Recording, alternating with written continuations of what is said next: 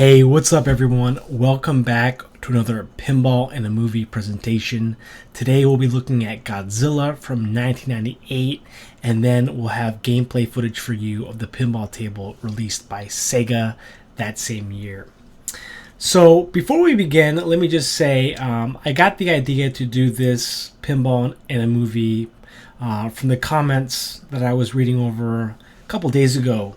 One of you guys was giving me the idea, and I had to choose between Batman Forever, Space Jam, and Godzilla. And so between the three, I was leaning towards Godzilla because I have seen Space Jam a couple times as a kid, and Batman Forever a lot because I used to own that on VHS. And I just saw Batman Returns, so I didn't want to watch another Batman movie. And I figured since I did Creature from the Black Lagoon last week, I thought it would be a nice transition, another like monster movie. So we'll begin by talking about the facts about the movie, some things that you should know. Then I'll give you my opinions, and then we'll go into the pinball table. So Godzilla released in theaters in 1998, and it was directed by a man named Roland Emmerich. Now, Roland Emmerich also directed Stargate and Independence Day. This was something that I found out only after, watching the movie. But as I was watching this film, I couldn't help but think about Independence Day. Just the way it was shot, just the feeling and vibes I got from it. And so I was not surprised to find out that the director also, directed that movie. As you guys know, Independence Day came out in 96.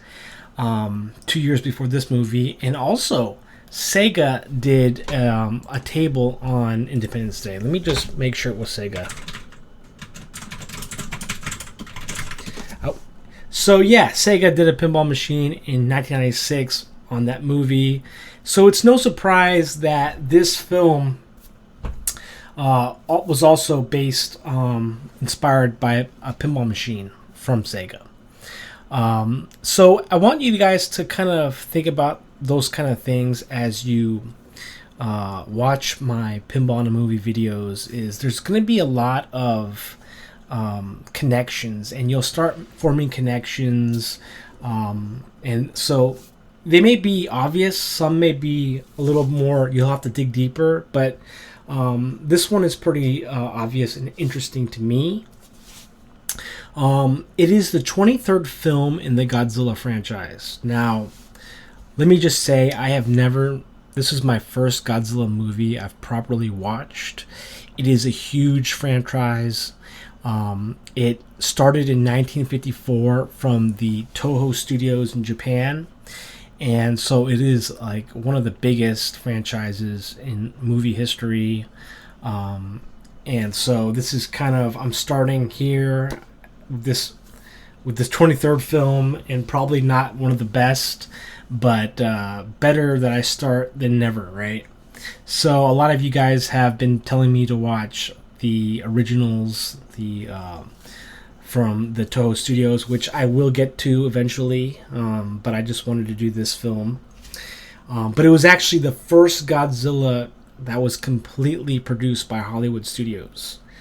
So it is, in a way, the first, in some ways, because it was completely produced by Hollywood. Now, this movie was also dedicated to Tomoyuki Tanaka. According to Wikipedia, Tomoyuki Tanaka was also a co-creator and producer of a lot of the original Godzilla movies. So it's something interesting to note. Now, the starring was very interesting because Matthew Broderick being in this film was an interesting choice.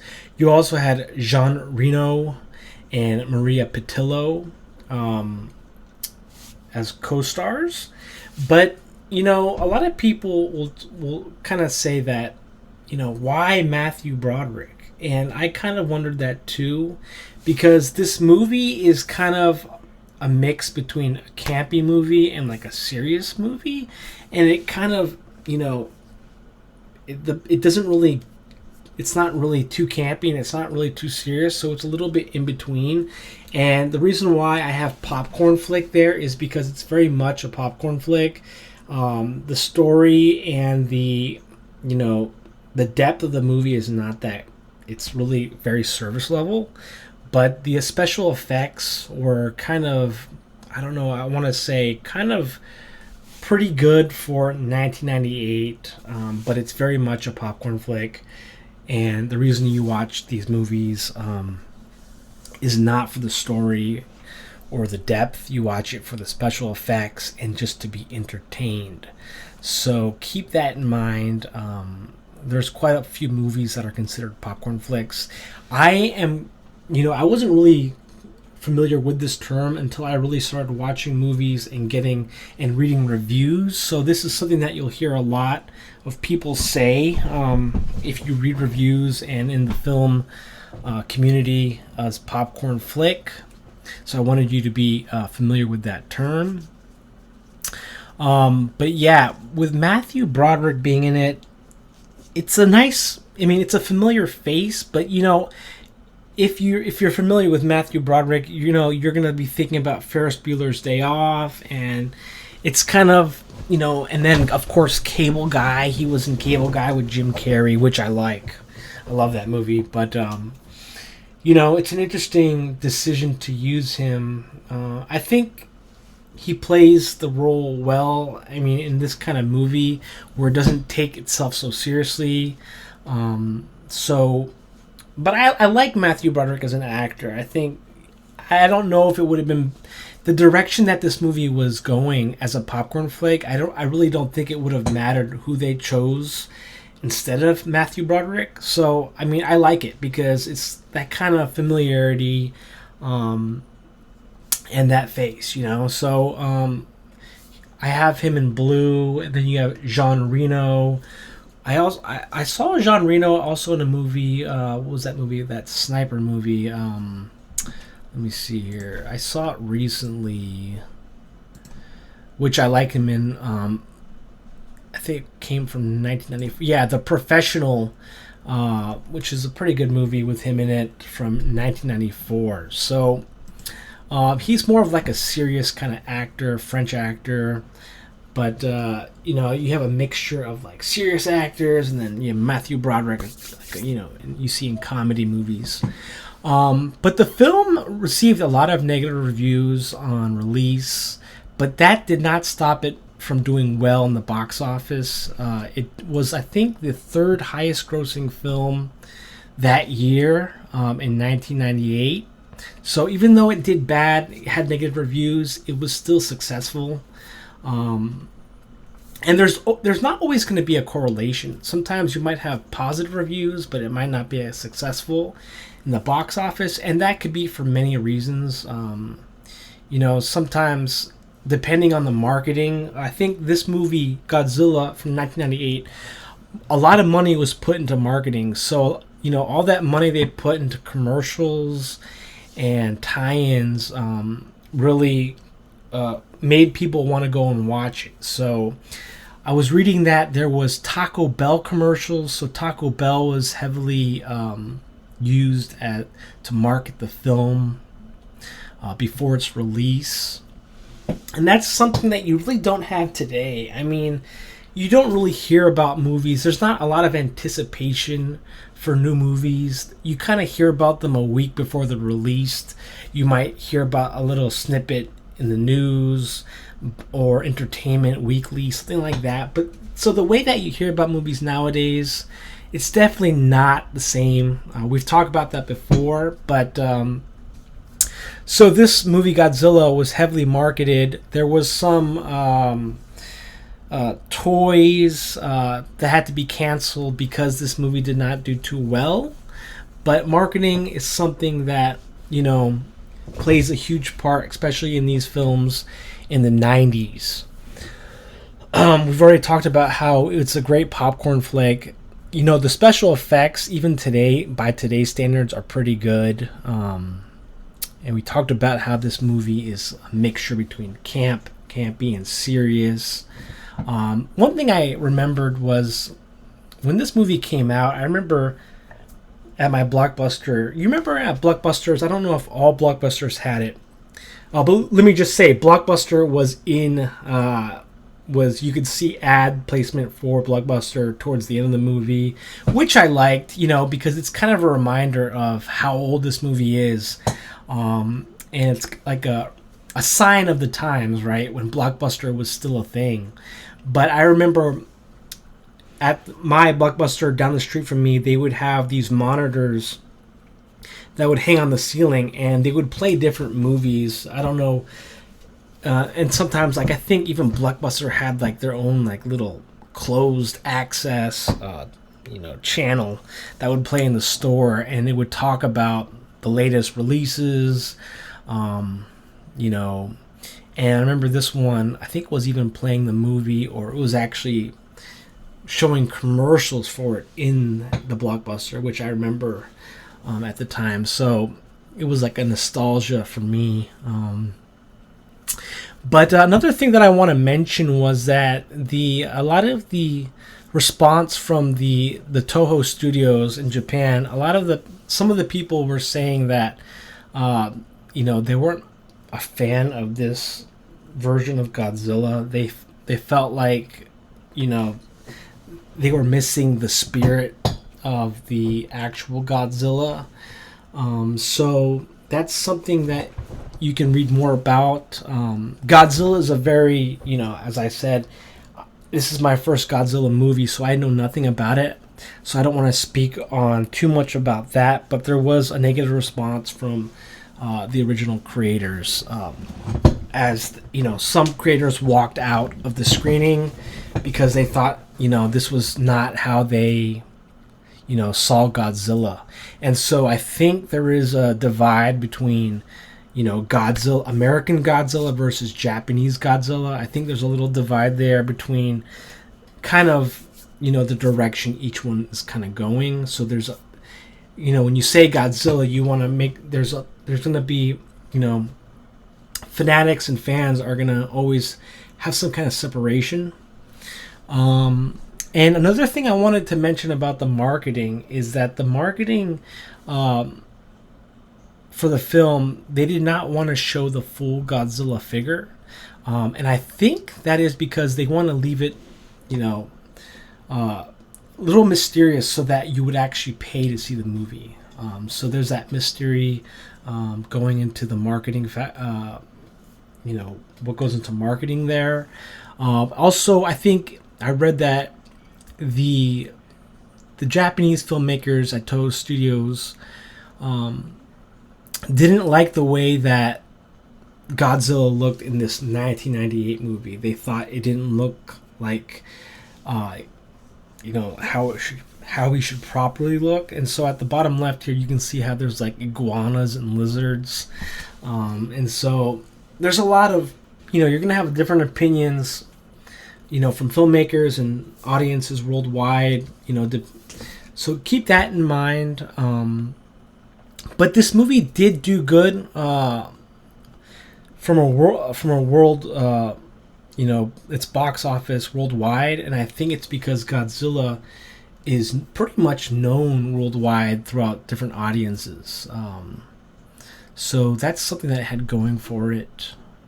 My opinion of the movie now, I thought the beginning was pretty good. I thought it started off well, but then it just got it went all over the place, and it everything felt kind of mishmashed. There was, it had different stories within it. There was a little love story between Matthew Broderick's character and Maria Patillo's character as the news anchor, and so it just kind of seemed like I didn't know how to feel about it.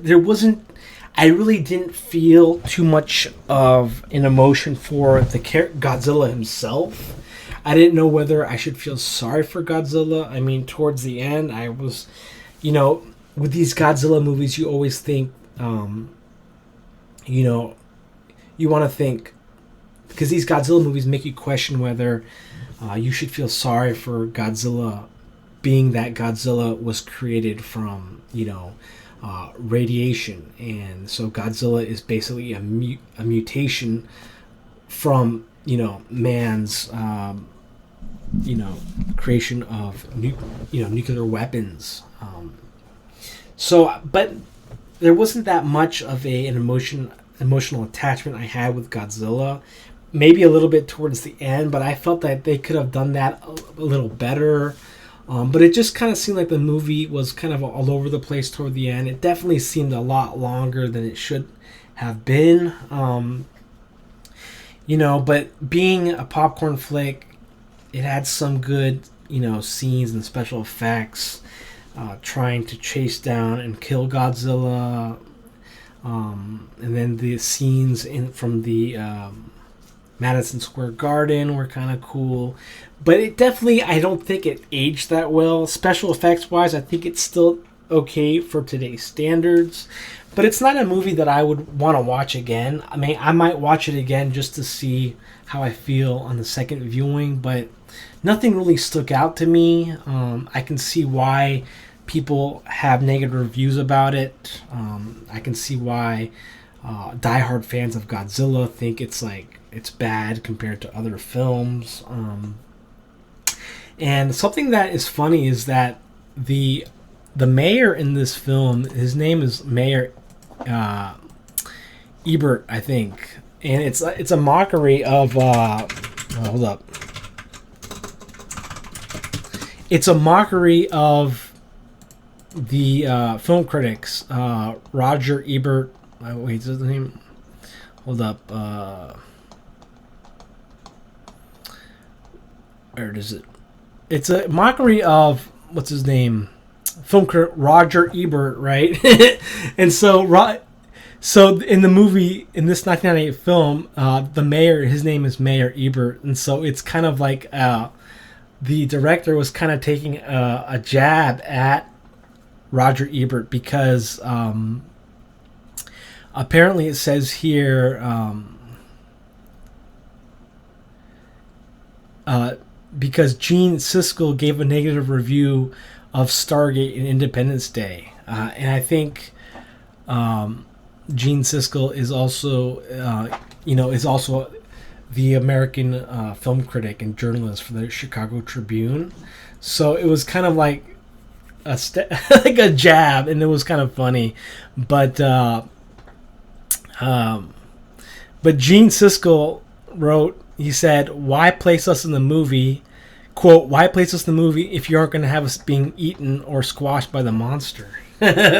So I thought that was pretty funny. And those little kind of things like that you can only find out by reading about the movie are pretty interesting to me. The little Easter eggs that you find. So follow me next. We'll be playing the pinball table. Guys, welcome to the pinball portion of the Pinball Movie feature on Godzilla. This table is from Sega. It was released the same year in 1998, and this version here is actually fairly recent. This one is from the great team at VPW. I just recently covered this table.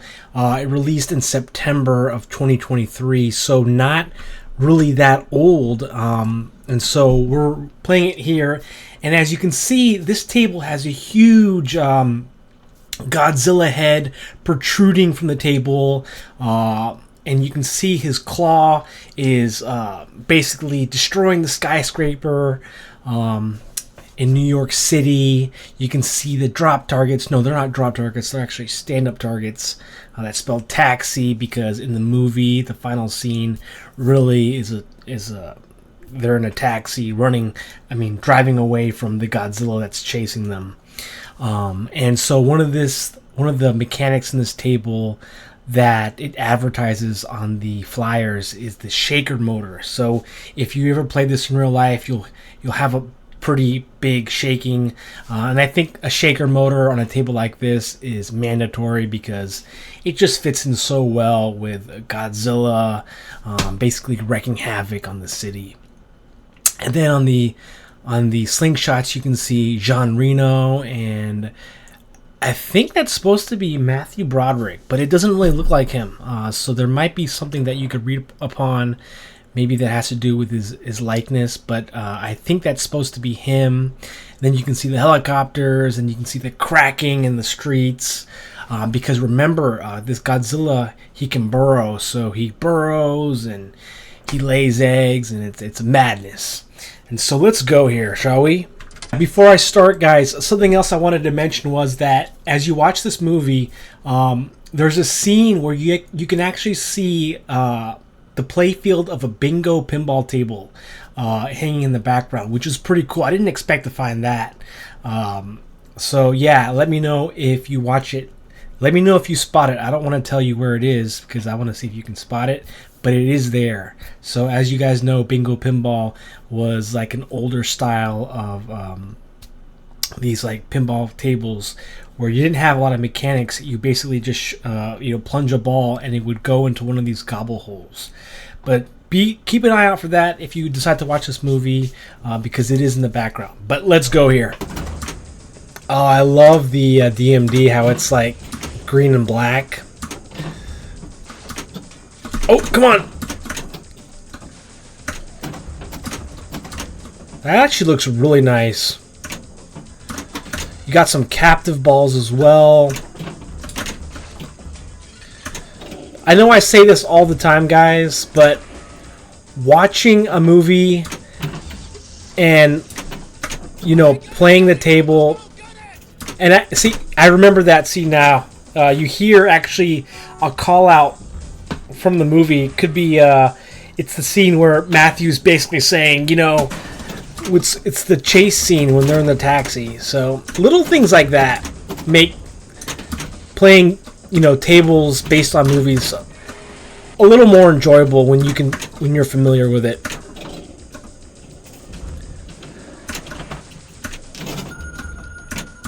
Then you hear the sonar because there is a submarine scene in the movie where they're trying to attack,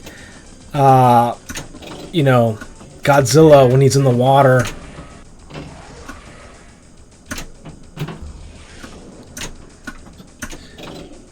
But I love these green plastic ramps a lot. Just look really cool. It's almost like the way they're shaped is like the way the taxi was,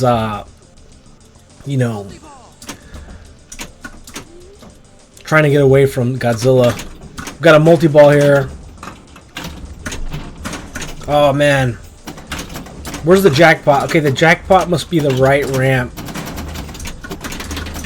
Jackpot is right ramp. Oh, no. Oh, come on.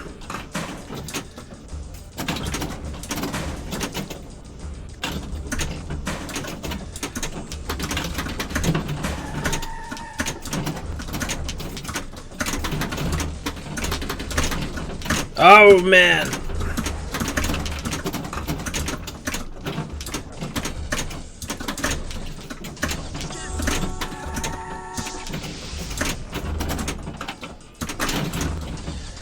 But yeah, I'm curious to know what you guys thought about the movie. I always like discussing movies with you guys. And I definitely have to watch more Godzilla movies in the future. Because, oh, you have a drain post there, I think. Yeah, I think you do have a drain post.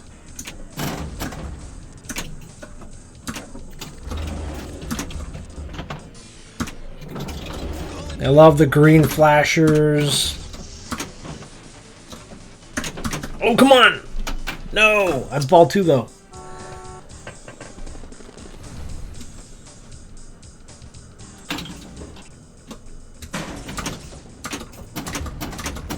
And then the ball feeds into the pop bumpers from the plunge, which is nice. I think you guys know by now I love pop bumpers. Oh, come on. Actually, it's interesting because there's like, I see 3 captive balls and they're kind of set in like a horseshoe, which is cool. So you have a horseshoe loop with captive balls. I like that. Well, guys, the pinball portion is not that long, but I hope you enjoyed, because I've covered this table before, and I have a video for the VPW version that we're playing here, so I didn't want to go too far into it, but I'll just give you a little taste. Hope you enjoyed this feature, and let me know if you spot that bingo pinball table in the background if you watch it. Till next time, we'll catch you guys later. Thanks for watching.